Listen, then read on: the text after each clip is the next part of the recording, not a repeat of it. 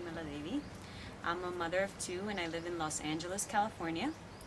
I'm here at the ashram in Bidity and we are going through the eN-Genius program as well as Inner Awakening simultaneously. I was observing both of the programs and the participants. I'm lucky enough to have my daughter enrolled in the eN-Genius program, and I really have been amazed at watching the process, how Swamiji and what it's like for an enlightened master to work with kids directly. It's a beautiful process and it's not to be missed. Specifically yoga, I have to say that I've been observing the kids and how amazingly flexible they are and how available they are to do the things that we as adults have a lot more, we have to spend a lot more time trying to do with flexibility and even with focus. So two things that I think that specifically with the yoga, they have absolutely no space to create a lot of the engrams, or we'll say the conditionings. So they're available to do more with their body than we are. They don't give themselves limitations. And that, I think, actually teaches them in life how limitless it is. That's one thing that I hope that my daughter can take with her, and I'm sure that she will. Also, I think that the health benefits that we get from yoga have to be, multifold with the kids, because they're at a place where they're so healthy to begin with.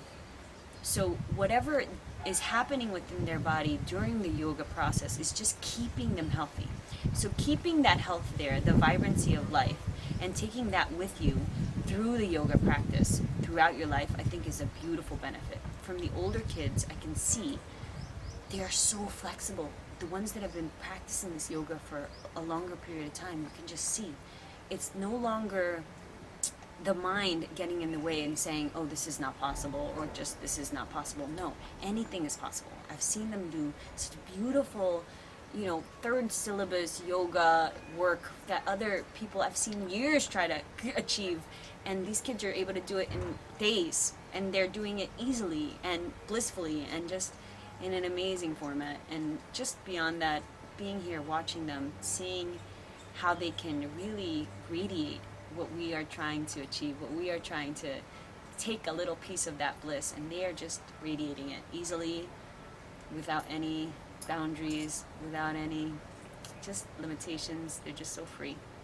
So I'm enjoying it. I'm hoping that we can share this with the world. It should be something shared, and Swamiji is here to bring that to us. So, Nityananda. Beautiful.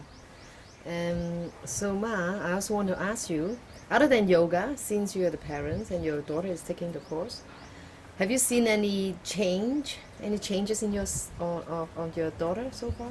I'm gonna give just one little example that sticks out in my head as I was telling my husband the story. He's not here with us, so I was just telling him on the phone.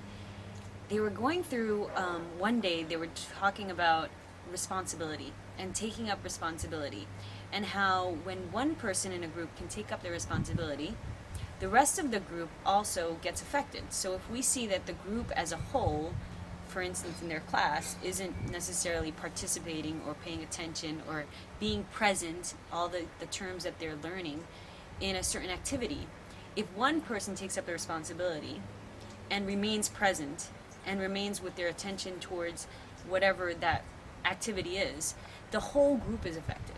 So we spoke about this after that class, and I said, you know what, tomorrow morning during our morning message with Swamiji, we're going to practice this responsibility. Take up the responsibility. If someone is speaking to you, you don't need to respond. And that's taking up the responsibility as a group and as a whole and as an individual.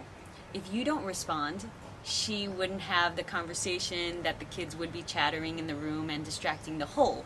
So she practiced this, and I saw it wasn't necessarily easy, but she got the concept, and she was happy after she finished. She said, you know what? Even though it was hard during the process of actually taking up the responsibility, afterwards she saw that there were no distractions. She didn't create that chatter, and she didn't participate, and as a whole, the whole group had to be quieter, because one person taking up the responsibility is worth the whole taking up the responsibility. So I thought that was a beautiful lesson. I saw her participate, I saw her take it up, and I just said, it's amazing. They talk to these kids from 4 to 14 on concepts that we ourselves are learning, and they can take it and apply it in daily life and see it just right away. There's no gap. They take up that lesson, the next day they're practicing it, and they're taking it with them. So that's just one beautiful lesson, but I've seen so many discussions about so many beautiful ways of living conflict-free and just happily and without any of the just the normal negativity that we can produce on our own. We don't really need that much. We can take up a situation and either respond with negativity, or we can take it up and accept whatever's happening and move on and make the best out of it. And they're learning these things, and this is something that I wish I learned when I was 4, 5, 6, 7, 10, 14. You know, this was a lesson that it could have saved me many years, and it's just a simple one.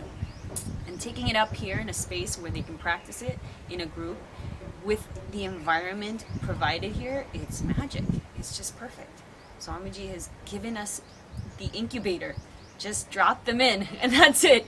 That's it. It's just that easy. So I'm excited to have her share this also at home, you know? Share it with me and her friends. Beautiful. Thank you so much, Nityanandam.